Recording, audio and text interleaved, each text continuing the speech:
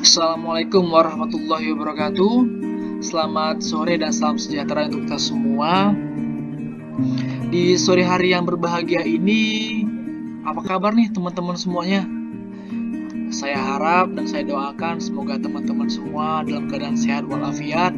Yang sakit semoga cepat sembuh, yang sibuk semoga urusannya dimudahkan. Baik, kita melanjutkan materi kita tentang data mining ya. Kalau minggu lalu kita sudah belajar teknik clustering dengan algoritma kami clustering. Pada kesempatan kali ini kita akan belajar teknik klasifikasi dalam data mining ya. Nah, algoritma yang kita pelajari untuk klasifikasi pada pertemuan hari ini yaitu algoritma K-nearest neighbor. Ya, mohon maaf kalau bahasa Inggrisnya kurang tepat ya, masih belajar. Baik, sebelum kita masuk ke algoritmanya sendiri, ada baiknya saya menjelaskan sedikit ya. Kita kenalan dulu sama algoritmanya, karena kalau nggak kenal nanti rada-rada males belajar ya. Kalau nggak kenal nanti nggak sayang, kalau nggak kenal nanti jadi nggak semangat belajarnya. Nah, untuk itu kita kenalan dulu deh. Ya, nah, K-nearest neighbor ini definisinya adalah algoritma supervised learning di mana hasil dari instance yang baru diklasifikasikan berdasarkan mayoritas dari kategori K tetangga terdekat ya. Nah, K-nearest neighbor itu berarti kita mengacu pada data-data yang dekat dengan data yang ingin kita klasifikasikan, atau simpelnya metode K-nearest neighbor atau yang kita singkat dengan istilah KNN lah ya, biar lebih enak ya. Nah, KNN ini simpelnya adalah sebuah metode untuk melakukan klasifikasi terhadap objek berdasarkan dari jarak yang paling dekat dengan objek tersebut. Itulah simpelnya ya. Jadi nanti jarak terdekat ini bisa kita ukur berdasarkan dari ciri-cirinya, dari kriterianya, dari fiturnya, seperti itu ya. Nah, untuk langkah-langkah dari algoritma KNN ini bisa teman-teman lihat ya di sebelah sini ya. Yang pertama itu kita diminta untuk menentukan jumlah K ya, jumlah K. K ini apaan sih? Oke, baik. K ini ialah banyaknya jumlah tetangga terdekat yang nantinya mau kita jadikan acuan untuk menentukan untuk mengklasifikasikan objek baru yang belum terklasifikasikan. Jadi untuk menentukan suatu objek tadi masuk klasifikasi yang mana, kita nanti akan mengacu pada jumlah K di sini.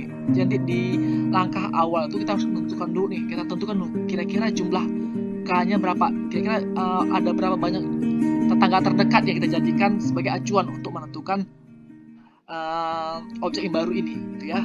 Itu untuk yang langkah pertama, untuk menentukan jumlah K. Yang kedua itu setelah kita menentukan jumlah K-nya, kita diminta untuk menghitung jarak terdekat dari objek yang baru tersebut dengan objek yang sudah ada ya, dari data yang ingin kita uji tadinya dengan data yang sudah ada, atau data training atau data sampel atau data historical yang sudah pernah ada ya. Nah, untuk menghitung jarak terdekat itu sendiri kita masih sama seperti kami clustering kemarin, kita tetap menggunakan rumus Euclidean distance ya. Rumus ini digunakan untuk menentukan jarak terdekat antara satu data dengan data yang lain. Nah, ini untuk langkah kedua.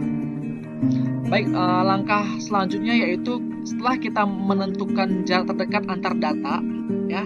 Nah, di langkah ketiga kita diminta untuk mengurutkan seluruh data jarak terdekat tersebut.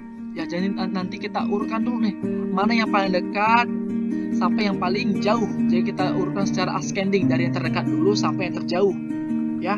Nah, setelah itu setelah kita urutkan datanya berdasarkan jarak terdekat tadi, kita diminta untuk menentukan kategori dari hasil data yang ada tadi, data training tadi ya. Misalnya nanti itu adalah hasil dari klasifikasinya ya.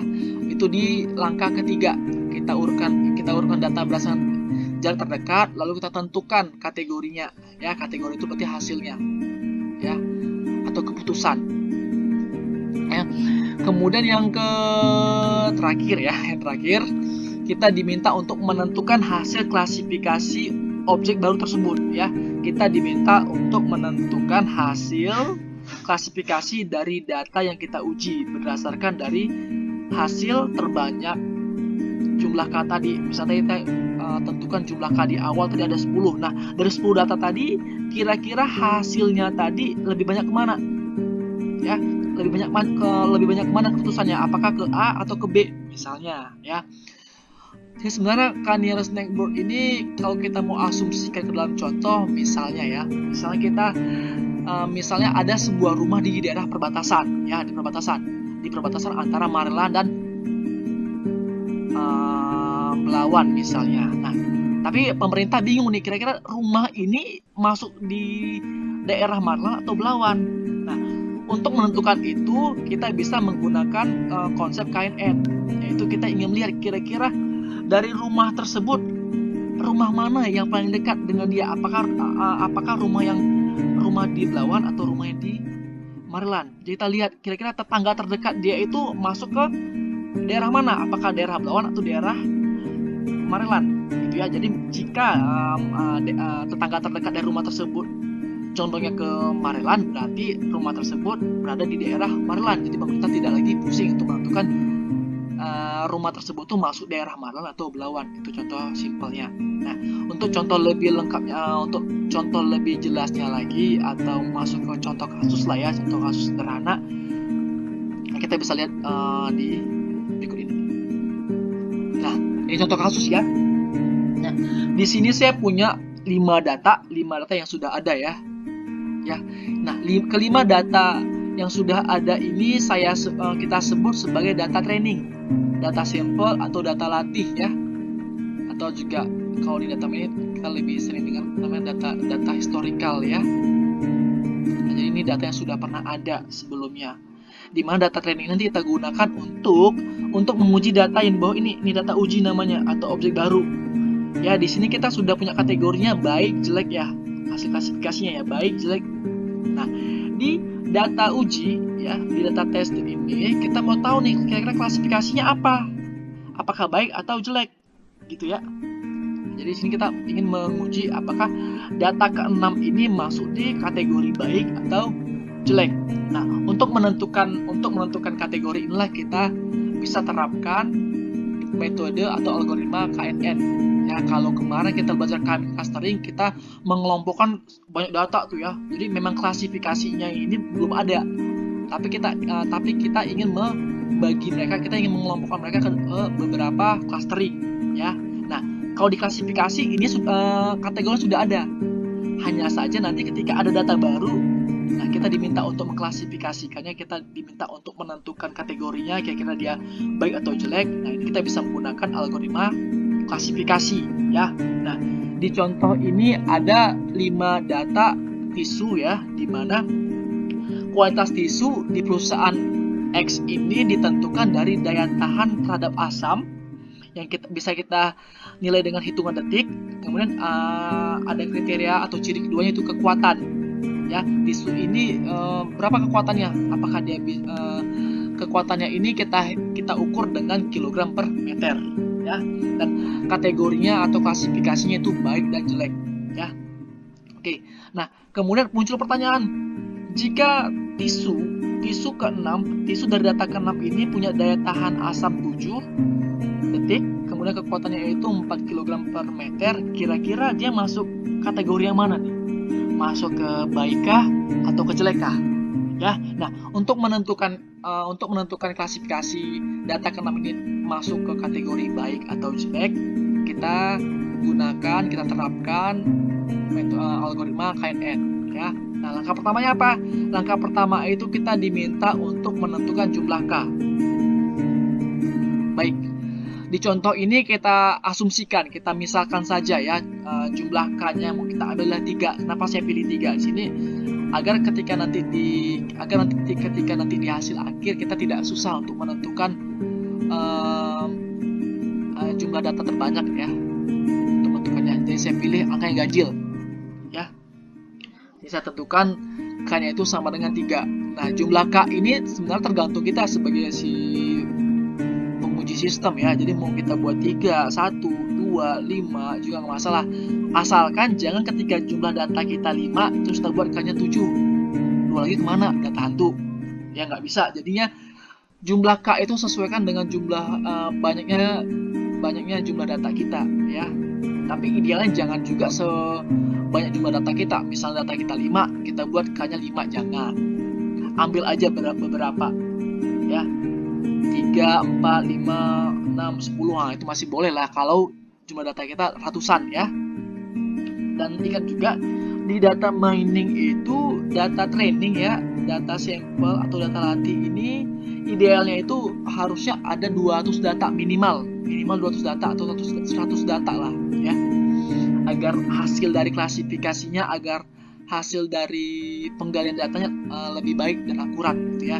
Nah, namun karena ini hanya contoh, jadi saya ambil hanya 5 data, nggak masalah. Yang penting di sini adalah kalian paham bagaimana penerapan algoritma ini ke dalam suatu kasus.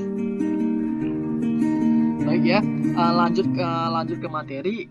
Langkah pertama itu kita diminta untuk menentukan jumlah K ya. Saya tentukan sini jumlah K-nya sama dengan 3. Selanjutnya kita diminta untuk menghitung jarak terdekat ya, dimana rumus yang kita gunakan yaitu rumus Euclidean distance yang ini ya. Oke, gimana cara menghitungnya? Ini saya sudah buat di bawah nih. 6,1 ini maksudnya kita mau menghitung jarak antara data ke-6 dengan data ke-1 ya. Karena di langkah kedua ini kita harus menghitung jarak antara data yang diuji dengan data yang dilatih ya. Jadi antara data ke-6 dengan data ke-1, data ke-6 dengan data kedua, data ke-6 dengan data ketiga, data ke-6 dengan data ke-4, dan data ke-6 dengan data ke-5. Jadi semua kita uji nih, karena kita ingin mencari jarak terdekat untuk semua data ya. Rumusnya seperti ini ya. XI kurang XY pangkat XI kurang YI pangkat 2 ya. Dan I di sini adalah banyaknya data. Maaf, I di sini adalah banyaknya ciri ataupun kriteria yang ada di data tersebut. Nah, contoh di kita nih, kita punya 2 buah ciri atau kriteria nih. Kriteria pertama itu daya tahan asam dan kekuatan. Nah, otomatis kita punya 2 ciri atau kriteria. Jadi nanti di rumusnya seperti ini. X1 kurang Y1 pangkat 2 tambah X2 kurang Y2 pangkat 2. Ya, jadi X1, X2 ini karena kita punya 2 buah kriteria. Ya, kita punya 2 buah ciri. Ya. Oke, masuk ke perhitungan langsung. 6,1 berarti kita ingin menghitung jarak terdekat antara data ke-6 dengan data ke-1. Coba lihat data ke-6 itu X1-nya itu 7. Ya, ini dia X1 7. Nah, Y1 ini data ke-1, Y1-nya itu 8. Oke, yang sini ya. Ditambah baru kriteria atau ciri yang kedua. Di data ke-6 itu ada ciri yang kedua itu 4 nilainya, ini 4. Kemudian di data ke-1 juga 4. Nah, 7 kurang 8, 7 dikurang 8 pangkat 2, kemudian 4 kurang 4 dikurang 4 pangkat 2. Nah, 7 kurang 8 itu minus 1, kita pangkatkan 2, tambah 4 kurang 4 itu 0 pangkat 2. Berarti minus 1 pangkat 2 berarti minus 1 kali minus 1 ya. Berarti minus 1 kali minus 1 berarti hasilnya positif, hasilnya 1. 1 ditambah 0 pangkat 2. 0 di pangkat 2 sama dengan 0. Berarti 1 ditambah 0 hasilnya 1. 1 itu akar dari 1 itu 1. Oke, inilah hasilnya 1 ya. Jadi jarak terdekat antara data ke-6 dengan data ke-1 itu 1. Ya. Kemudian masuk ke 6,2. Berarti kita ingin menghitung jarak terdekat antara data ke-6 dengan data ke-2. Masih sama seperti tadi, berarti 7 kurang 4 kurang 5. Ini dia, 7 kurang 4 kurang 5 ya. 7 kurang 4 itu 3, 4 kurang 5 itu minus 1. 3 pangkat 2 berarti 3 ke 3 9, ditambah minus 1 pangkat 2. Minus 1 kali minus 1 berarti 1. Berarti 9 tambah 1 itu 10 ya. Nah, akar 10 itu sama dengan 3,16 ya. Begitu juga untuk 6,3. Berarti kita mau menghitung jarak terdekat antara data ke-6 dengan data ke-3 ya, sama seperti tadi ya. 7 dikurang 4, kemudian 4 dikurang 6. Ini ya. 7 kurang 4, 4 kurang 6. Pangkat 3 pangkat 2 minus 2 pangkat 2. Berarti 3 pangkat 2 itu 9, minus 2 pangkat 2 itu 4. 9 tambah 4 itu 13. Nah, akar 13 itu 3,60. Kemudian di 6,4. Berarti data ke-6 dan data ke-4 yang mau kita hitung jarak terdekatnya. Berarti 7 kurang 7, 4 kurang 7. Ini dia. 7 kurang 7, 4 kurang 7. 7 kurang 7 0 pangkat 2. 4 kurang 7 itu minus 3, berarti minus 3 pangkat 2. 0 ditambah minus 3 kali minus 3 berarti 9 ya. Jadi yang kalau simbol negatif dipangkatkan 2 itu hasilnya harus pasti positif ya. Jadi berarti 0 tambah 9. Maaf, di sini saya salah. Di sini saya ada error dikit nih, tipe nih angka satunya ya. Jadi sini hasilnya 9 ya, bukan 19 tapi 9. Ya, akar 9 berapa? 3. Oke, ingat sekali lagi ya, ini saya salah ketik nih, harusnya 9 bukan 19 ya. Jadi 9, akar 9 tadi adalah 3. Kemudian data yang terakhir nih yang mau kita hitung jarak terdekatnya, yaitu data data ke-6 dan ke-5 ya. Kita mau menghitung jarak terdekat antara data ke-6 dan ke-5. Oke, 7 kurang 5, kemudian 4 kurang 6 ya. 7 kurang 5 2, 4 kurang 6 2 minus 2 ya. 2 pangkat 2 4, ini juga 4 tambah 4 8, akar 8 itu 2,82. Oke, nah ini semua hasil dari perhitungan jarak terdekat untuk semua data. Nah, kenapa di sini kenapa di sini semuanya datanya itu berbeda tapi hanya data ke-6 yang sama? Karena data yang ke-6 yang mau kita uji. Itulah kenapa di sini 6,1, 6,2, 6,3, 6,4, 6,5 ya. Jadi angka 6 ini nggak harus 6 sih sebenarnya, bisa apa aja yang mau kalian buat. Yang penting di sini kalian itu mengasumsikannya harus paham, oh kira-kira ini maksudnya apa, 0,1 ini maksudnya apa gitu. Jadi mau kalian buat sini Z, A juga nggak masalah ya, asal kalian paham bahwa Z itu adalah data yang mau diuji dan A itu adalah data pertama dari data yang dilatih ya, dari data sampel yang ini. Jadi nggak harus 6, nggak harus 1. Ini kenapa saya buat seperti ini biar agar lebih mudah dipahami ya. Ya, itulah kenapa 6 data ke-6 yang kita hitung jarak dekatnya untuk ke semua data ini, karena emang data ke-6 yang mau kita uji. Karena data ke-6 yang belum ada kategorinya nih, masih tanda tanya. Nah, itulah kenapa kita buat 6 ini. 6 ke 1, 6 ke 2, 6 ke 3, 6 ke 4, 6 ke data ke 5. Nah, hasilnya ya. Nah, berarti langkah kedua kita sudah selesai, kita sudah menghitung semua jarak terdekat data antara data yang diuji dengan data sampel atau data training ya. Lanjut ke langkah berikutnya, yaitu kita diminta untuk mengurutkan seluruh data jarak terdekat ya. Tadi kita sudah punya 1, 2, 3, 4, 5. Berarti kita sudah punya 5 data yang sudah kita tentukan jarak terdekatnya ya, data ya.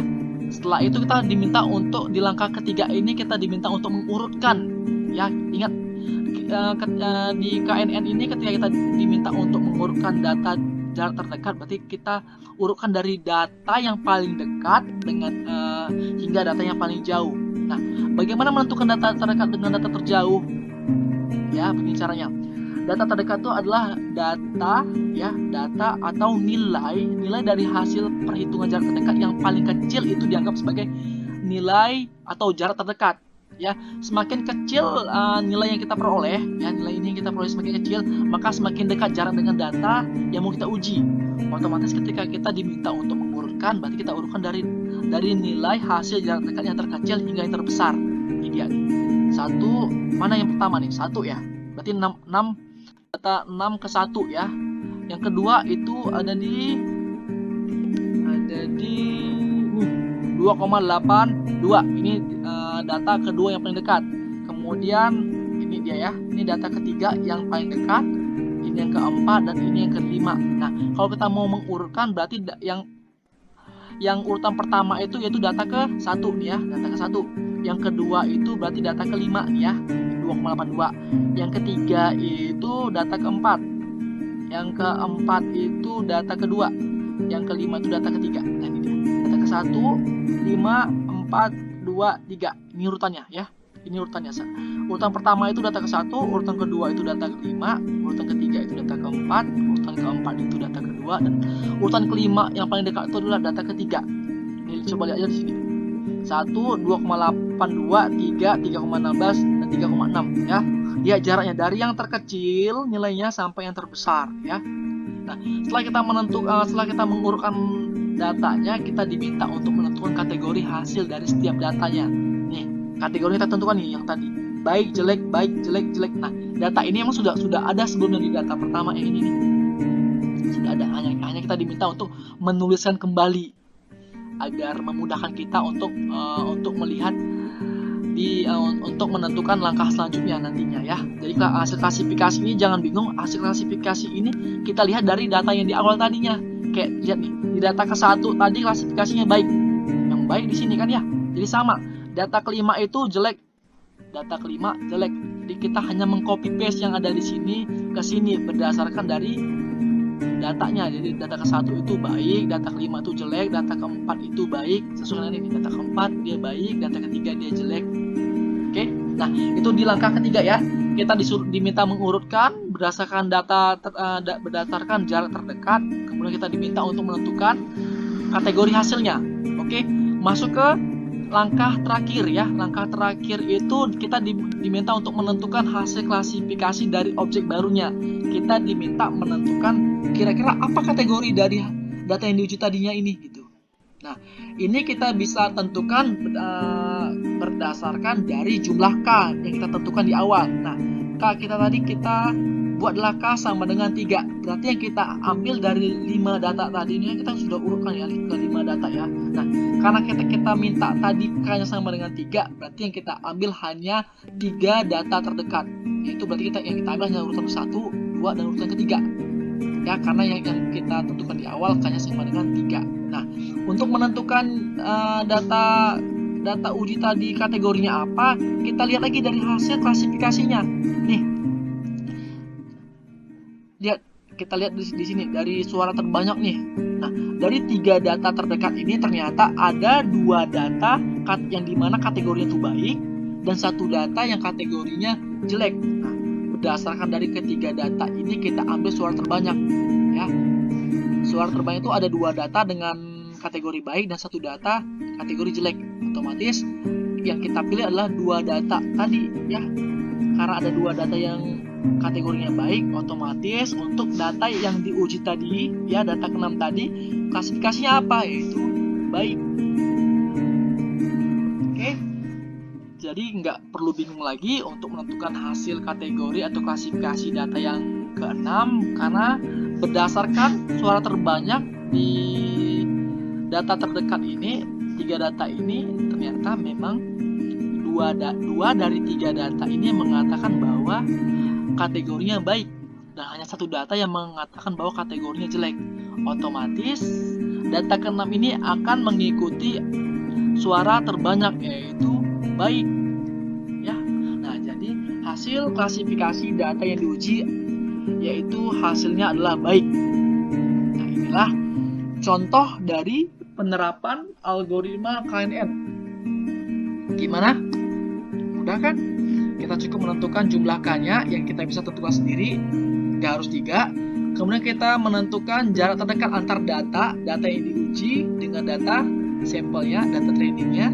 Nah, walaupun kelihatannya rumusnya agak ribet ya, tapi mudah kan? Hanya dikurang, kemudian ditambah, kurang, kemudian dipangkatkan, ditambah, setelah ditambah diakarkan. Jadi rumusnya aja sebenarnya yang agak serem gitu ya, padahal perhitungannya mudah kok. Ya. Nah, setelah kita menentukan jarak terdekat, kita diminta untuk mengurutkan data dari data yang terdekat hingga data yang terjauh. Kemudian setelah itu kita diminta juga untuk menentukan kategori data yang tadi. Yang terakhir itu kita tentukanlah data hasil klasifikasi untuk data yang diuji berdasarkan dari suara terbanyak dari K terdekat tadi ya. Karena K kita 3, berarti dari 3 data ini mana suara terbanyaknya? Itu yang akan dijadikan acuan untuk menentukan kategori atau klasifikasi data yang diuji. Ya, jadi hanya ada 4 langkah dan saya rasa juga langkah-langkahnya mudah ya. Sampai di sini cukup penjelasan saya mengenai KNN ya. Nah, KNN ini mudah kan digunakan. Jadi kalau teman-teman ingin menggunakan KNN ini untuk penelitian teman-teman, silakan. Ayo, yang penting adalah datanya ini ya. Data sampel, data trainingnya ini harus banyak kalau untuk data mining ya, apalagi untuk penelitian ya. Minimal 100, 200, 100 juga masih agak cukup diragukan sih sebenarnya. Ya bagusnya 200 ke atas lah datanya. Semakin banyak data yang digunakan sebagai sampel data training itu semakin baik ya hasilnya nantinya. Ya. Baik, sampai di sini saya cukupkan pertemuan kali ini. Di mana pertemuan ini kita membahas mengenai salah satu teknik data mining, yaitu untuk teknik klasifikasi, di mana algoritma yang kita gunakan adalah algoritma nearest neighbor ya, atau algoritma KNN ya. Sampai di sini jika ada pertanyaan sampai menjelimet saya ngomongnya, haus lagi, pahit lagi jadi curhat. Sampai di sini jika ada pertanyaan boleh ditanyakan di grup atau di kolom komentar ya. Saya cukupkan sampai di sini. Wabillahi taufiq wal hidayah. Assalamualaikum warahmatullahi wabarakatuh.